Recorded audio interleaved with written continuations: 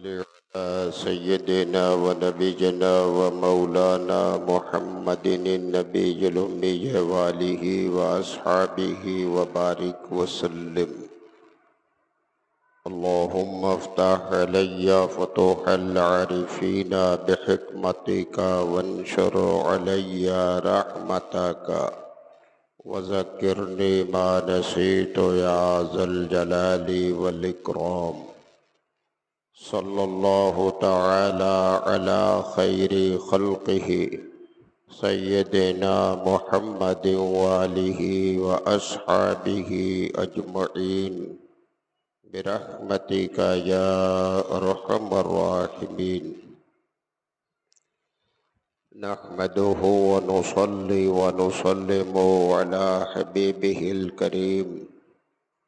اما بعد فأعوذ بالله من الشيطان الرجيم. بسم الله الرحمن الرحيم.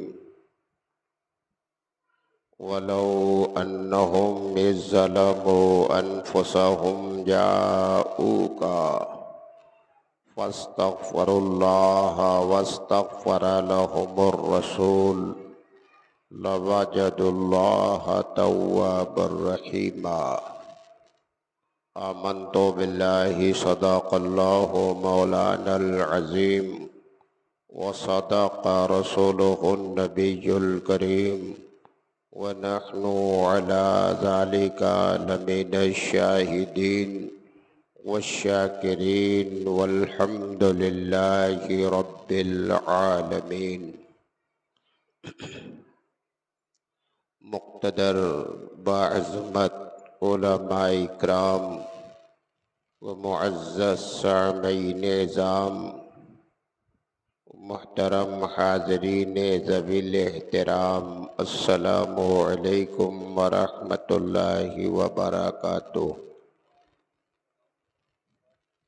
آئیے جی لگا کر سب سے پہلے ہم اور آپ انتہائی محبت کے ساتھ یک زبان و یک خیال ہو کر آفتاب رسالت، ماہتاب نبوت، شمع بزم ہدایت، نو بہار شفاعت، نو شہ بزم جنت، شافع امت، فرش کی زیب و زینت، عرش کی شان و رفعت، حضور سید المرسلین طٰہٰ و یاسین، رحمت للعالمین، راحت العاشقین، محبوب رب العالمین، عرش اعظم کے مکین، امام النبیین،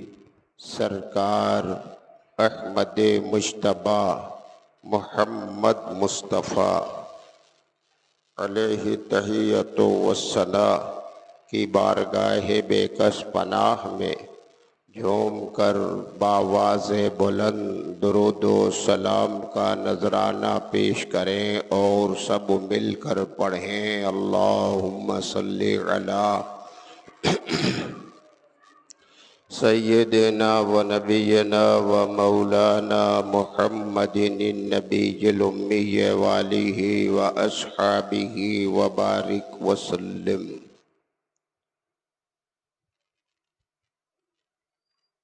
گزشتہ کئی جمعوں سے مسلسل حج بیت اللہ کے تعلق سے گفتگو کا سلسلہ جاری ہے. بات بھی حج کے تعلق سے قریباً پوری ہو چکی ہے اور دن بھی تمام ہو گیا. حج بیت اللہ کے ارکان پورے ہو گئے.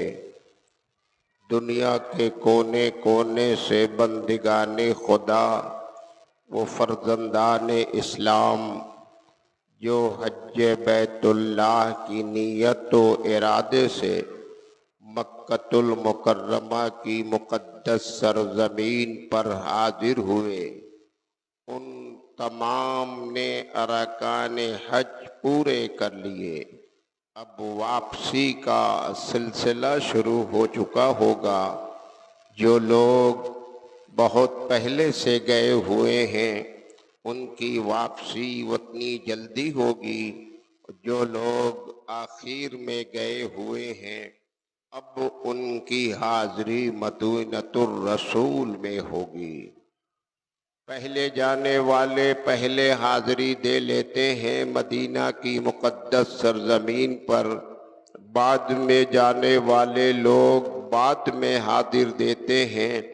بہرحال حاضری مدینۃ الرسول کی اہل سنت کے نزدیک، اہل حق کے نزدیک، اہل اسلام کے نزدیک ایسی اہم، ایسی ضروری ہے کہ جو مکے کو گیا مدینہ نہیں گیا، سمجھ لیجئے اس کا سفر ناقص ہے، دم بریدہ ہے، حج میں کمال نہیں مل سکتا۔ آج کے دور میں تو بدعقیدوں کا ذہن اور ان کا نظریہ یہ ہے مدینہ جانے کی کوئی ضرورت نہیں ہے۔ ٹھیک ہے، مدینہ جانا ہی ہے تو گھومنے پھرنے، سیر و تفریح کی نیت سے شہر کی خوبصورتی، مارکیٹ، بازار دیکھنے کے لیے چلے جائیں۔ یہ محض دل کی عداوت اور بغض و عناد کی بولی ہے۔ وہ نصیبے کے بالکل کم ہیں، کم نصیب ہیں، اور قسمت کی محرومی ہے، ان کا مقدر زوال پذیر ہے۔ جو ایسا ذہن رکھتے ہیں، ایسا نظریہ رکھتے ہیں، ایسی فکر رکھتے ہیں، یہ خوب جانیے جو مکے کو گیا مدینہ نہیں گیا تو اس کا حج مکمل نہیں ہوا۔ مکے میں ارکان حج ادا ہوتے ہیں، مدینے میں اس کا رزلٹ ملتا ہے۔ امتحان مکے کی دھرتی پر بندوں کا خدائے قدیر لیتا ہے اور رزلٹ دربار مصطفیٰ سے ملا کرتا ہے۔ مدینے کی حاضری ایسی اہم ہے، اہل وفا، اہل عشق حج بھی کرتے ہیں، دربار مصطفیٰ میں حاضری بھی دیتے ہیں۔ اور قرآن کریم میں پروردگار عالم نے اعلان فرمایا، ارشاد فرمایا وَلَوْ أَنَّهُمْ إِذ ظَلَمُوا أَنفُسَهُمْ جَاءُوكَ فَاسْتَغْفَرُوا اللَّهَ وَاسْتَغْفَرَ لَهُمُ الرَّسُولُ لَوَجَدُوا اللَّهَ تَوَّابًا رَحِيمًا۔ یہ بندے، ہم اور آپ، یہ انسان سب غلطیوں سے، خطاؤں سے مرکب ہیں، اور ہم سے بھول چوک، غلطی، جرم، خطا، گناہ ہوتے رہتے ہیں۔ ہر ایک کو اپنے گناہوں کا احساس بھی ہے، کچھ کے احساس بھی مردہ ہو جاتے ہیں۔ گناہ کرتے ہیں، بھول جاتے ہیں، غلطی کرتے ہیں، خیال نہیں رہتا۔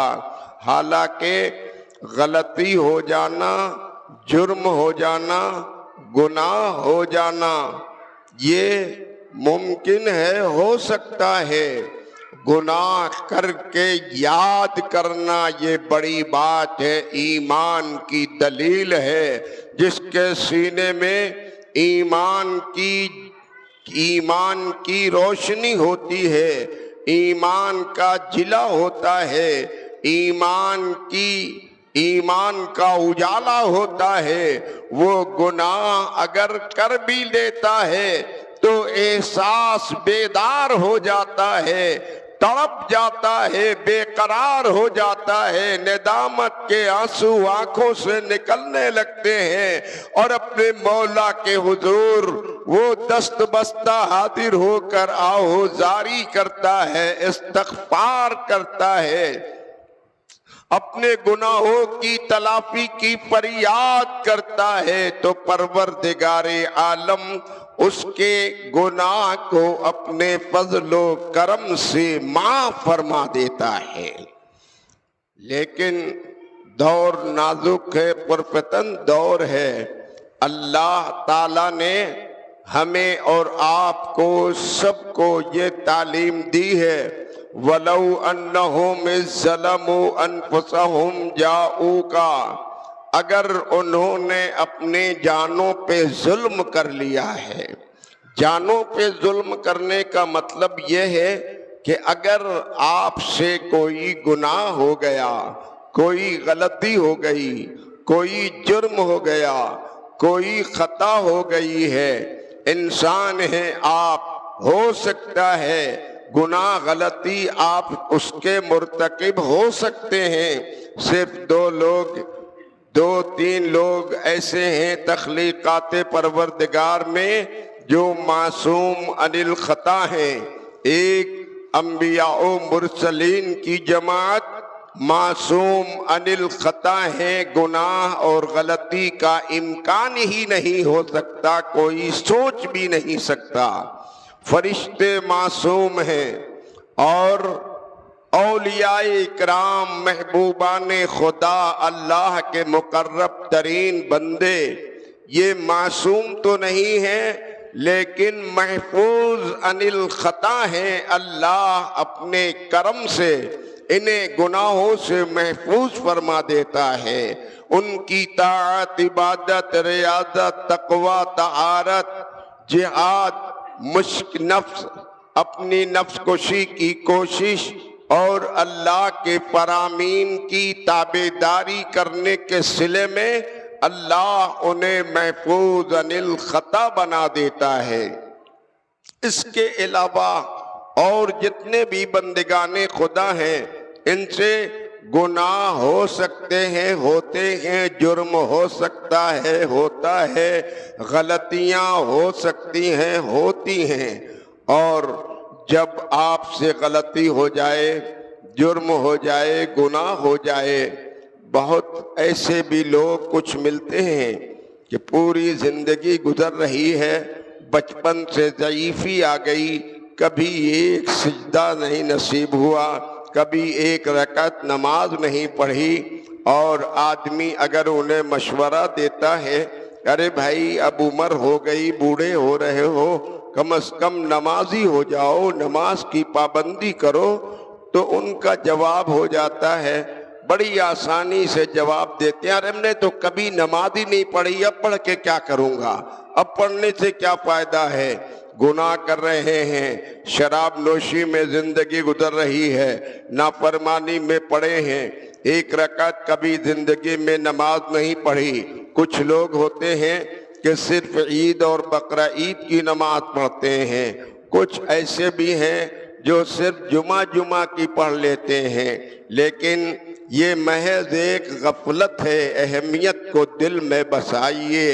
صرف عیدین کی نمازیں پڑھنے یا قطعاً زندگی میں کوئی نماز نہیں پڑھی، جمعے کی نماز صرف پڑھنے مسجد میں آئے، 5 وقتہ سے مطلب نہیں ہے، اور اسی حال میں زندگی تمام ہو رہی ہے، خبردار گناہ ہو رہا ہے آپ سے، لمحہ لمحہ غلطی لکھی جا رہی ہے، گناہ کہ آپ مرتکب ہو رہے ہیں۔ گناہ آپ سے ہو گیا، غلطی ہو گئی، جرم ہو گیا، خطا ہو گئی، تو کوئی یہ نہ سوچے، یہ نہ سمجھے کہ اب گناہ، غلطی اور جرم کی وجہ سے اللہ کی بارگاہ سے رشتہ منقطع ہو گیا، اب اس کی بارگاہ میں حاضری کا کوئی ذریعہ نہیں بچا، کوئی راستہ نہیں بچا۔ ایسا نہیں ہے، میرا خدا رحیم و کریم ہے، وہ غفار ہے، وہ ستار ہے، وہ بندوں کے گناہوں کو معاف فرماتا ہے، بندوں کے گناہوں کو چھپا چھپا لیتا ہے، اور پروردگار عالم نے ہمیں اور آپ کو یہ راستہ دے دیا۔ اگر انہوں نے گناہ کر لیا ہے، جرم کر لیا ہے، کوئی غلطی ہو گئی ہے، تو انہیں چاہیے اے مصطفیٰ آپ کے دربار میں حاضر ہو جائیں، نبی کی دہلیز پر حاضر ہو جائیں، مصطفیٰ کی چوکھٹ پہ چلے آئیں، فاستغفر اللہ، اور اللہ کی بارگاہ میں استغفار کریں، واستغفر لہم الرسول، اور اے مصطفیٰ اگر آپ ان کے حق میں سفارش فرما دیں تو اللہ تعالیٰ کو توبہ کا قبول کرنے والا اور انتہائی مہربان پائیں گے۔ یہ اللہ نے، اس کا کرم اور اس کا فضل ہے۔ گناہ ہم کر رہے، غفلت ہم کر رہے، جرم ہم کر رہے، لیکن اللہ تعالیٰ نے تلافی کا راستہ بھی ہمیں دے دیا ہے۔ کوئی گناہ کر کے یہ نہ سمجھے کہ رب کی بارگاہ سے اب قربت کا کوئی ذریعہ نہیں بچا ہے۔ ذریعہ وہ توبہ ہے، وہ ندامت کے آنسو ہیں، وہ احساس کی بیداری ہے۔ جب گناہ آپ کو یاد آ جائیں تو دربار مصطفیٰ میں حاضر ہو جائیں، دربار مصطفیٰ میں حاضر ہو جائیں اور اللہ کی بارگاہ میں استغفار کریں، مصطفیٰ کو وسیلہ بنا لیں۔ نبی کا کرم ہو گیا، سفارش مصطفیٰ فرما دیں گے، اللہ تعالی گناہوں سے آپ کو پاک کر دے گا، توبہ آپ کی قبول ہو جائے گی۔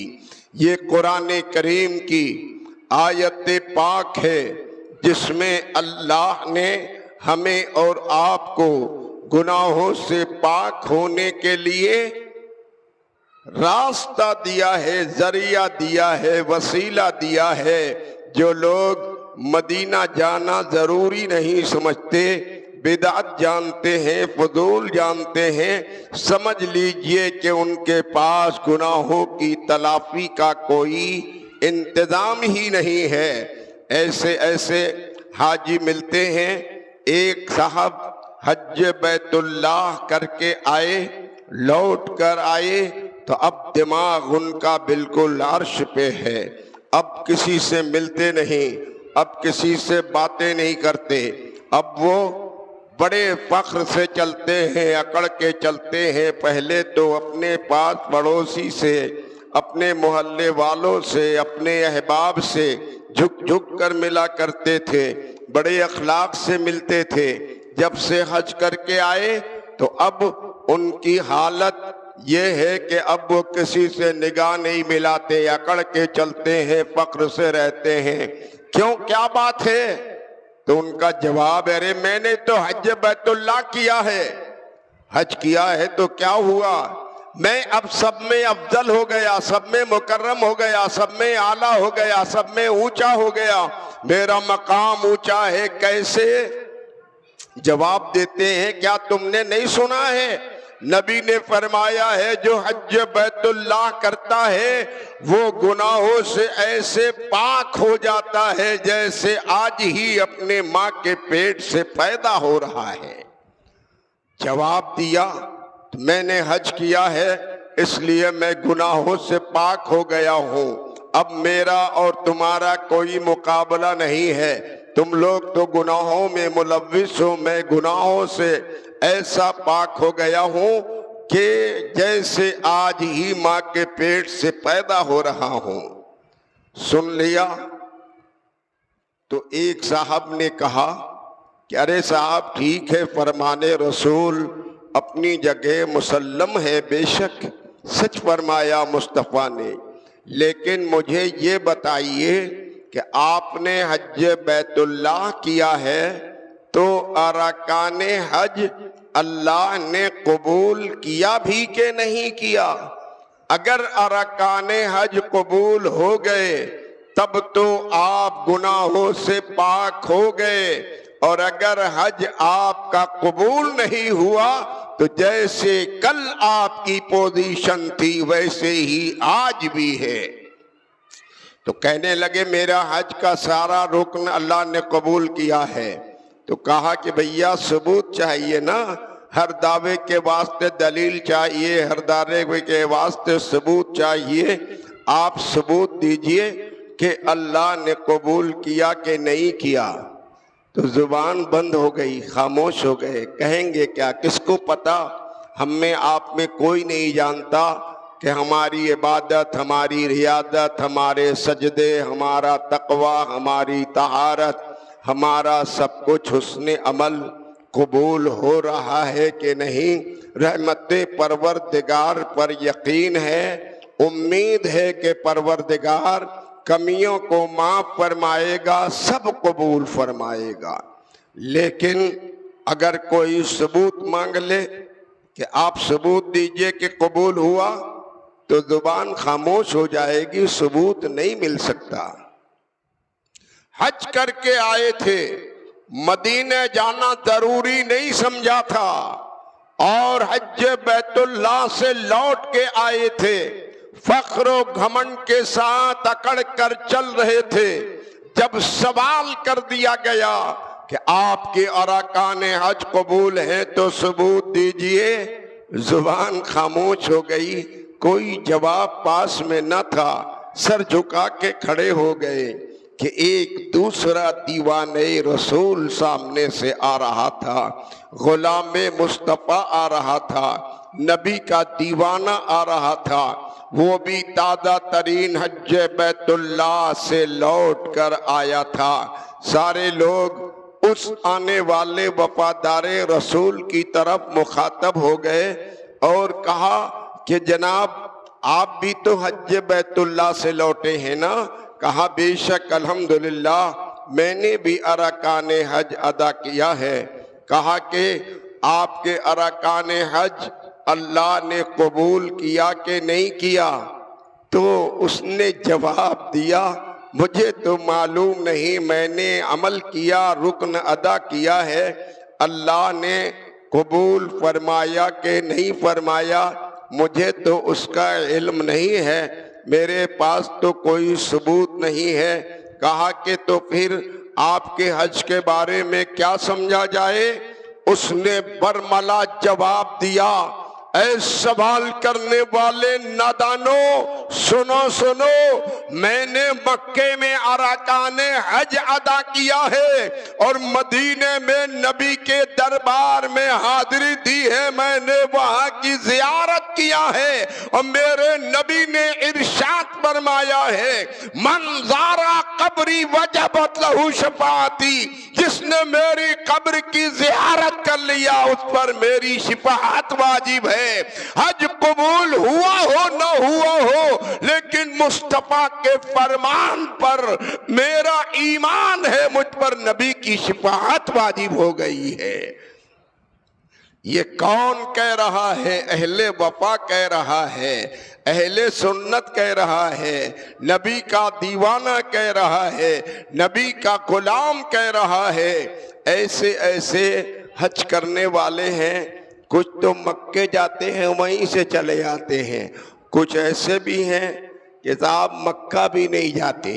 ایک صاحب حج بیت اللہ کے لیے نکلے، دیہات کے رہنے والے تھے، کبھی شہر دیکھا نہیں تھا، نکلے، حج کی تیاری کر لی، ٹرین پکڑی، بمبئی پہنچے۔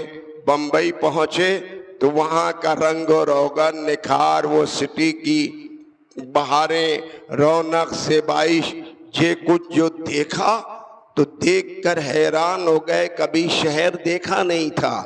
اب انہوں نے سمجھ لیا کہ اس سے اچھی جگہ، اس سے خوبصورت جگہ تو اور کوئی ہو ہی نہیں سکتی۔ ذہن بدل گیا، جس ارادے سے گئے تھے وہ بھول گئے، بمبئی میں رہے، گھومتے رہے، مارکیٹ، چوراہا، دکان، ادھر ادھر گھومتے رہے، پھرتے رہے، اور جب حج کا دن تمام ہو گیا، سارے لوگ لوٹ کر اپنے اپنے گھر کو آنے لگے، تو یہ بھی واپس ہو گئے، ٹرین پکڑا، اپنے گھر کو آئے۔ گھر میں آئے، گاؤں میں دھوم مچی، ہمارے گاؤں کا فلاں آدمی حج بیت اللہ کے لیے گیا تھا، لوٹ کر آ رہا ہے۔ لوگ استقبال کرنے کھڑے ہوئے، خوب دھوم دھام سے ملے۔ اب یہ جو گھر میں اپنے پہنچے تو صاحب گھر سے باہر ہی نہیں نکلتے۔ ساری پبلک، رشتہ دار لوگ منتظر ہیں کہ وہاں کی رودات سنیں، وہاں کی کیفیت سنیں، حالات سنیں، کہاں کہاں گئے، کیسے کیسے کیا۔ لوگ بے چین ہیں لیکن وہ ملتے ہی نہیں، کوئی سے ملاقات ہی نہیں کرتے۔ مہینہ گزر گیا، کچھ دن گزر گیا، لوگ پریشان، بےتاب، بے چین، یہ کیا ماجرا ہے؟ آخر یہ کچھ ملنا جلنا سب بند کر دیا۔ کچھ دن گزر گیا، یوں ہی رہ گئے گھر میں۔ بہت دن گزرنے کے بعد باہر نکلے، ایک روز نکلے تو لوگوں نے گھیر لیا اور کہا صاحب، حاجی صاحب بڑا عجب معاملہ ہے، جب سے آپ آئے اپنے گھر میں گئے تو باہر نکلتے ہی نہیں، لوگوں سے ملتے ہی نہیں، ملاقات ہی نہیں کرتے۔ آخر وہاں کی کچھ رودات تو سنائیے۔ آپ گئے، کہہ رہے بھائی کیا بتاؤں، وہاں کی بات تو میں بیان کرنے کی زبان میں طاقت نہیں ہے۔ کہا کہ ارے آپ نے، اچھا یہ بتائیے کہ آپ نے حجر اسود دیکھا؟ کہ ارے حجر اسود دیکھنے کی کیا بات کرتے ہو، حجر اسود نے تو اپنے گھر میری دعوت کیا تھا۔ کہا اچھا، صفا مروہ آپ نے دیکھا؟ ہاں ہاں، صفا مروہ سے بھی میری ملاقات ہوئی، میں نے مصافحہ کیا تھا۔ مقام ابراہیم، ہم مقام ابراہیم بھیڑ باڑ بہت تھی، میں نے ملنے کی کوشش کیا لیکن وہ مل نہیں سکے۔ اب جارے لوگ پوچھ رہے ہیں اور یہ اس طرح کا جواب دے رہے ہیں، حجر اسود نے دعوت دیا اور یہ صفا مروہ سے ملاقات ہوئی اور مقام ابراہیم سے ملاقات کرنے گئے، بھیڑ کی وجہ سے مل نہیں سکے۔ یہ آپ کیسی بات کر رہے ہیں؟ ارے حجر اسود تو ایک جنتی پتھر ہے جو خانہ کعبہ کے ایک گوشے میں نصب ہے، اس کو چوما جاتا ہے، سلامی دی جاتی ہے۔ آپ کہتے ہیں کہ اس نے میرے واسطے ضیافت کا انتظام کیا، دسترخوان لگایا، کھانا کھلایا، یہ کیسی باتیں کر رہے ہیں؟ صفا مروہ تو دو پہاڑیوں کے نام ہیں، وہ پہاڑیاں ہیں، وہاں پہ سعی کیا جاتا ہے۔ مقام ابراہیم تو ایک پتھر ہے جہاں پہ واجب الطواف کی نماز ادا کی جاتی ہے۔ یہ آپ ایسی باتیں کیوں کر رہے ہیں؟ تو وہ کہنے لگے وہ اب ہو گیا ہوگا، جب میں گیا تھا تو ایسا نہیں تھا۔ سارے لوگ حیران ہو گئے اور پھر لوگوں نے تحقیق کیا تو پتہ چلا کہ صاحب وہ مکہ جا ہی نہیں سکے، بمبئی میں رہ گئے تھے، اسی کو دنیا کا آخری حصہ سمجھ لیا، وہیں سے لوٹ کے چلے آئے۔ ایسے بھی حاجی ہیں، بمبئی سے لوٹ کے چلے آئے، وہ دوسرے گئے تو مکہ سے ہو کے چلے آئے، لیکن تیسرا وہی سچا حاجی ہے جو گیا مکے کی دھرتی پر، دربار رسالت مکے کی دھرتی پر ارکان حج ادا کیا اور مدینے کی دھرتی پر آ کر بارگاہ مصطفیٰ میں حاضری دے دیا۔ اسی کا حج کامل ہے، اسی کا حج اصلی ہے، اسی کا حج مقبول ہے اور اسی کو حج کی گارنٹی ملتی ہے۔ مدینہ جانا، گناہ کر لینے کے بعد بھی ہم اور آپ اپنے گناہوں سے باز آ جائیں اور ندامت کے آنسو بہا لیں، اللہ کی بارگاہ میں استغفار کریں، روئیں، گریو زاری کریں، تو بے شک میرا خدا میرے گناہوں کو معاف فرما دیتا ہے۔ ہم اور آپ یہ لباس پہنتے ہیں نا، یہ لباس ہمارے اور آپ کے گرد و غبار کی وجہ سے اور ادھر ادھر کوڑے کرکٹ کی وجہ سے یہ لباس ہمارے میلے ہوتے ہیں، میلے ہو جاتے ہیں نا۔ جب یہ لباس پہنا ہوا میلا ہو جاتا ہے تو کیا کرتے ہیں؟ کوئی ایسا نہیں ملے گا جو یہ کہہ دے کہ لباس جب میلا ہو جاتا ہے اٹھا کر کوڑے خانے میں ڈال دیتے ہیں اور پھر ہم دوسرا نیا پہن لیتے ہیں۔ ایسا کوئی نہیں کرتا، بلکہ لباس پہنتے ہیں۔ جب لباس میلے ہو گئے تو اپنے میلے لباس کو گھر میں دھل کر صاف ستھرا کرتے ہیں، میل کچیل دور کرتے ہیں، پھر پہن لیتے ہیں۔ جب جب میلا ہوتا ہے تب تب گھر میں دھل کر صاف کرتے ہیں۔ جسم ہمارا اور آپ کا موسم کی خرابی سے، فضاؤں کے تقدر سے ہمارا جسم بیمار بھی پڑتا ہے۔ کبھی بخار آتا ہے، نزلہ ہوتا ہے، طرح طرح کی بیماریاں پیدا ہوتی ہیں۔ تو یہ بیماری آنے پر ایسا نہیں کہ اس کا کوئی راستہ حل کا ہم نہیں نکالتے، بلکہ ڈاکٹر سے ملتے ہیں، دوا لیتے ہیں، نسخہ تجویز ڈاکٹر کرتا ہے، دواؤں کا استعمال کرتے ہیں تو ہم پھر صحت یاب ہو جاتے ہیں۔ جس طرح سے موسم کی خرابی سے جسم بیمار پڑتا ہے اور جس طرح سے گرد و غبار سے لباس میلا ہوتا ہے، ایسے ہی گناہوں کی بنیاد پر دل بھی سیاہ ہو جاتا ہے، میلا ہو جاتا ہے۔ لہذا پروردگار عالم نے یہ تعلیم فرمائی کہ اے میرے بندو، لباس تمہارا میلا ہو گھر میں دھل کر صاف کر لینا، جسم بیمار پڑ جائے ڈاکٹر سے مل کر علاج کر لینا، اور گناہوں کی بنیاد پر جب تمہارا دل میلا ہو جائے تو میرے حبیب کے دربار میں چلے آنا، یہاں میلے دل کو صاف ستھرا کر دیا جاتا ہے۔ کوئی یہ نہ سوچے گناہ ہو گیا تو اب اس کا مقدر چمکے گا نہیں، بے شک چمک جائے گا، لیکن دربار مصطفیٰ میں کوئی گیا بھی گھومنے پھرنے، مارکیٹ کرنے، سامان کی خریداری میں سارا وقت گزار دیا تو ایسے فائدہ نہیں ہوگا، بلکہ میلے لباس کو صاف کرنے کے لیے 3 چیزوں کی ضرورت پڑتی ہے۔ پہلی ضرورت پانی کی، دوسری ضرورت صابن کی، تیسری ضرورت کسی ایسی جگہ کی، مقام حوض کی، جہاں پر رکھ کر اس میلے لباس کو صاف ستھرا کیا جا سکے۔ ان تینوں میں سے کوئی ایک نہ ہو تو لباس صاف نہیں ہو پائے گا۔ مثلاً حوض ہے، صابن ہے، پانی نہیں ہے، میلا لباس صاف نہیں ہو سکتا۔ پانی ہے، حوض ہے، صابن نہیں ہے، جب بھی میلا لباس صاف نہیں ہو سکتا۔ اور صابن ہے، پانی ہے، حوض نہیں ہے، کوئی گھاٹ نہیں ہے، کوئی جگہ نہیں ہے، جب بھی میلا لباس آپ صاف نہیں کر سکتے۔ میلے لباس کو صاف کرنے کے لیے 3 چیزوں کا مہیا ہونا ضروری ہے، پانی کا ہونا، صابن کا ہونا اور حوض کا ہونا۔ یہ تینوں چیزیں جس کے پاس دستیاب رہیں گی وہ اپنے میلے لباس کو صاف ستھرا کر سکتا ہے۔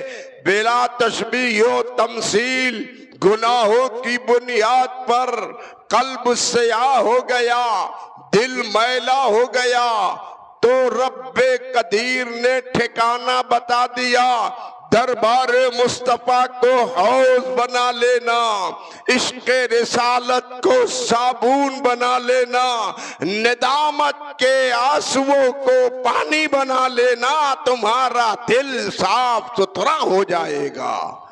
مدینے کی حاضری، اللہ تعالی ہمیں آپ کو سب کو مدینے شریف کی حاضری نصیب فرمائے۔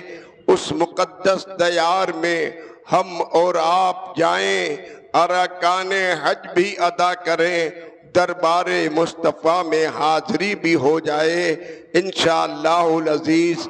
اسی تعلق سے مزید باتیں پھر جمعہ آئندہ میں پیش ہوں گی۔ وآخر دعوانا ان الحمدللہ رب العالمین۔ السلام علیکم۔